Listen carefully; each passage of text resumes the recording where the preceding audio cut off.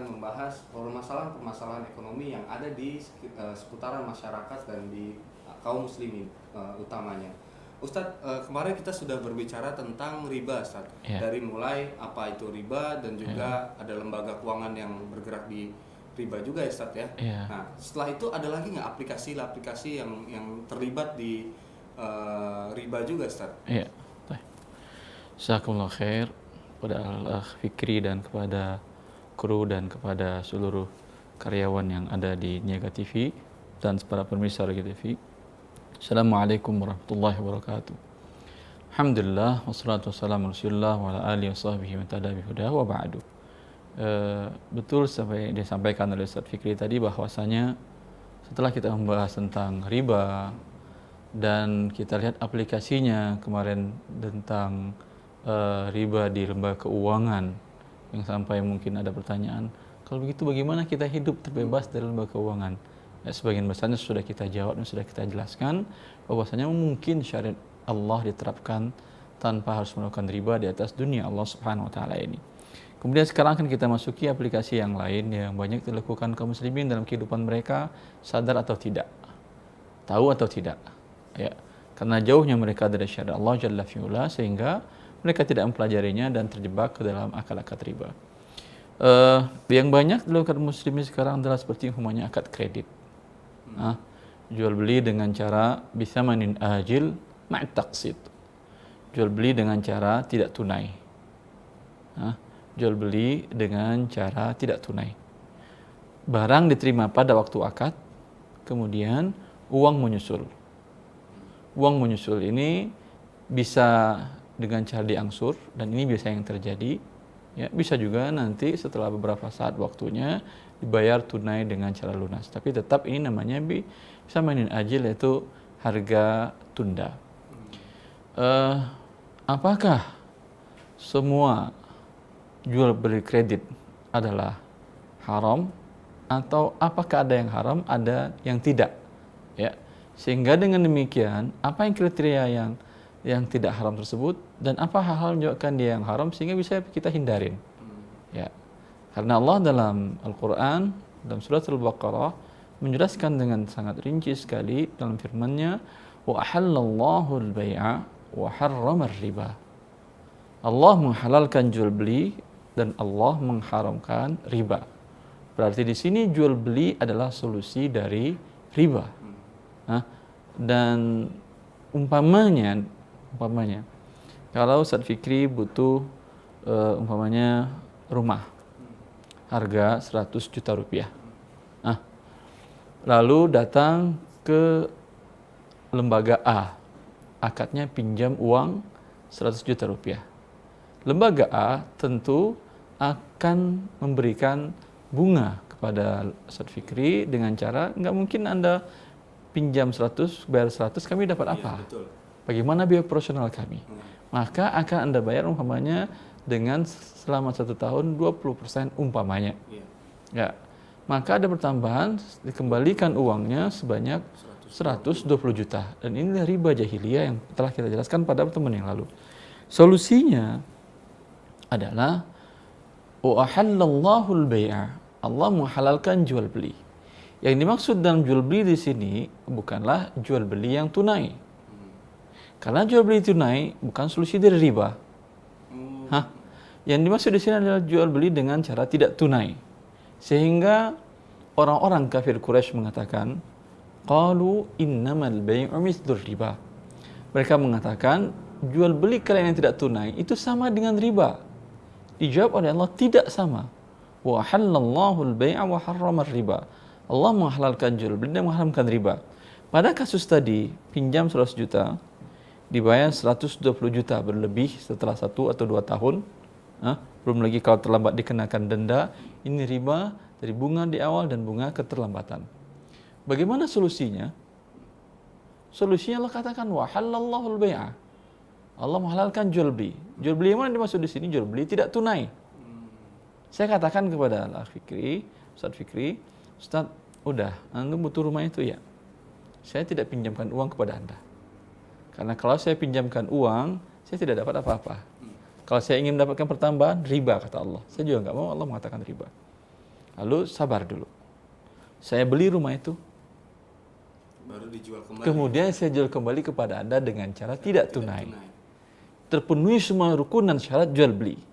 Kalau tidak terpenuhi, juga ini jadi pengelabuan riba. Nah, caranya bagaimana terpenuhi syarat rukun jual beli? Tunggu dulu. Anda belum ada akadkan dengan dia sama sekali? Belum, Ustaz. Tapi kalau Anda sudah tawar-menawar, sudah deal sama dia, saya nggak bisa masuk. Apalagi kalau sudah ada BRDP. Kalau sudah ada BRDP ke dia, berarti rumah milik Anda. Saya beli dari dia bukan lagi. Kalau saya beli dari Anda, saya tunai, kemudian saya jual tidak tunai, menjadi inah. Dan Rasulullah SAW melarang jual beli inah. Maka sekarang saya meyakinkan dulu, dan ini yang langkah-langkah ini dibuat oleh al-ma'air syar'iyyah, hal muhasabah wal murajaah al-muassasah al-islamiyah, atau disingkat dengan AOIV, badan internasional yang membuat standarisasi akad perbankan syariah yang berpusat di Bahrain. Mereka mengatakan langkah pertama untuk melakukan akad jual beli tidak tunai ini, ya, di mana si pemesan berniat untuk membeli dari pihak kedua, tidak ada akad antara si yang pemesan beli ke saya tadi dengan pihak yang punya rumah. Jadi belum terjadi akad gitu? Belum terjadi akad. Okay. Kalau sekedar tawar-menawar boleh, belum deal. Oh, berarti kalau kita ngasih harga ke ini masih boleh, Ustaz? Boleh.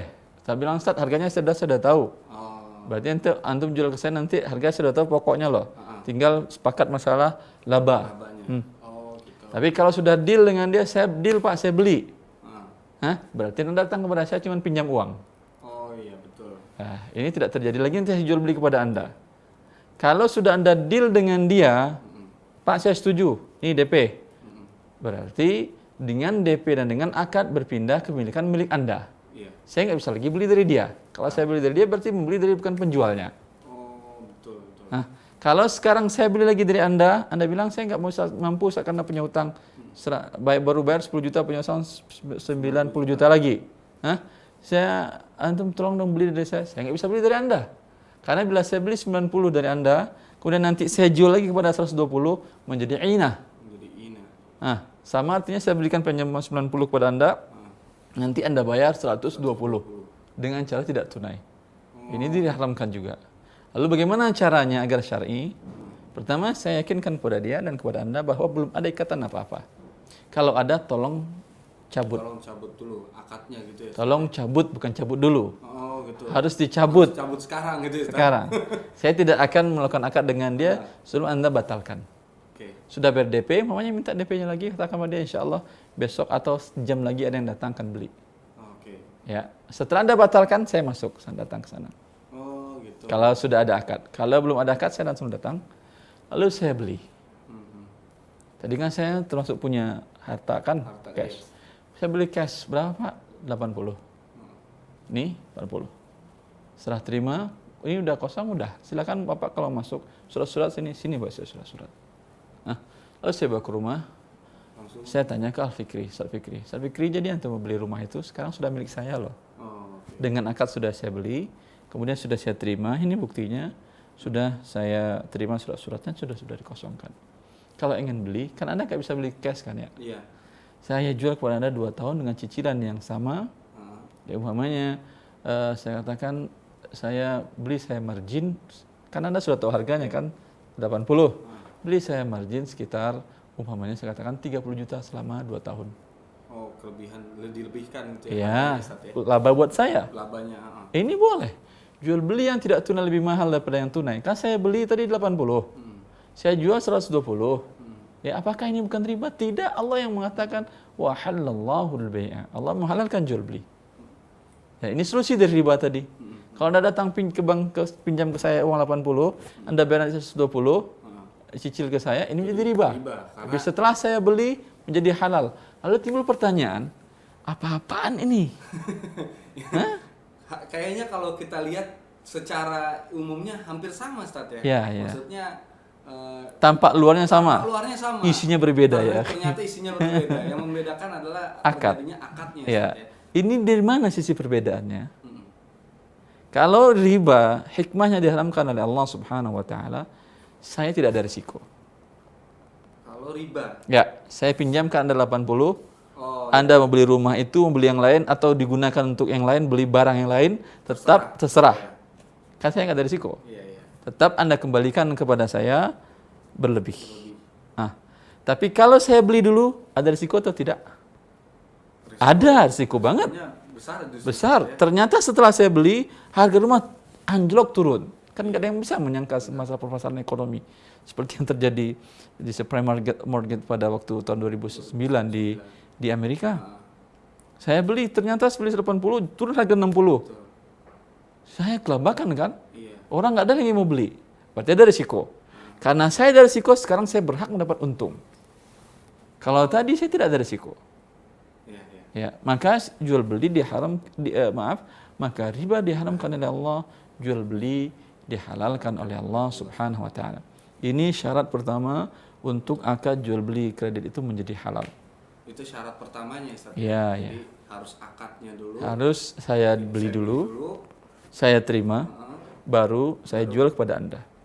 Tidak boleh seperti yang dilakukan oleh sebagian lembaga keuangan yang bernamakan syariah, di mana mereka ketika Anda datang kepada saya, Ustaz, saya pengen rumah itu, tapi saya nggak mau akad riba loh, Ustaz. Oh iya, sudah. Saya wakilkan Anda, berapa harga rumah? 100, Ustaz, cash. Saya wakilkan Anda, tolong beli 100. Nanti sebelum Anda pergi, saya buat perjanjian. Sekarang kan sudah saya wakilkan kepada beli kan ya? Kemudian tanda tangan akad yang kedua bahwa saya jual kepada Anda 120 dengan tempo 2 tahun. Jadi ada 2 akad gitu ya, Ustaz? Ya, akad wakalah dengan akad jual beli. Kemudian belum lagi bila terlambat angsuran Anda dikenakan denda, ta'zir. Maka ini berbeda dengan cara yang syar'i tadi. Yang pertama, memang saya beli dulu. Itu yang dikatakan oleh AIFI. Sangat-sangat tidak dianjurkan lembaga keuangan atau pihak investor mewakilkan kepada calon pembeli. Karena kalau begitu, bertampak luar apa yang terjadi? Saya serahkan uang kepada Anda 100 juta. Dia cari sendiri. Nanti Anda bayar kepada saya uang berlebih. Oh, itu riba juga. Itu dia makanya. Tapi kalau saya tidak serahkan uang, Ustaz, saya mau rumah, sini uangnya saya beliin. Tidak. Anda mau rumah, saya kasih rumah. Saya jual beli dengan Anda. Anda mau mobil, saya nggak ngasih uang kepada Anda. Saya beli mobil. Saya jual kepada Anda. Ini dia yang jual beli. Itu justru buat kedua belah pihak juga lebih aman ya? Lebih aman. Secara syar'i maupun secara duniawinya lebih menguntungkan dan lebih ada risiko. Kalau ini tidak, berbahaya. Saya kasih uang bisa Anda gunakan untuk hal yang lain. Iya, betul. Tidak sesuai dengan penempatan yang pertama tadi. Mungkin ada syarat lagi dari jual beli ya, Ustaz ya? Ada beberapa jual beli syarat tidak lagi tunai yang ya. akan dipaparkan oleh Ustaz Erwandi, tapi berhubung ada yang mau lewat berikut ini, kita jeda dulu sebentar. Assalamualaikum warahmatullahi wabarakatuh. Untuk pemirsa, teman-teman kecilku di Niaga TV, di rumah keluar dari batu. ada batu yang keluar dari batu. Ya. Nah, mau tahu kisah selengkapnya? Kisah anak soleh atau cinta Islam.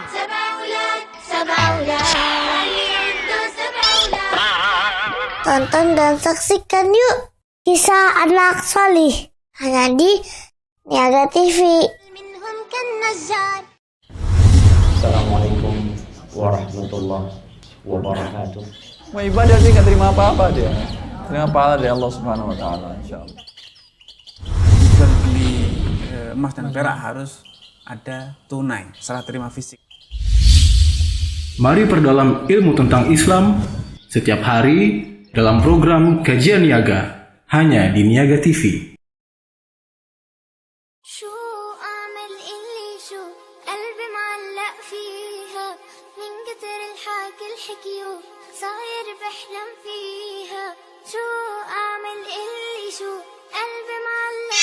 Saksikan Muslim Kulineri setiap Senin sampai Jumat pukul 1 siang.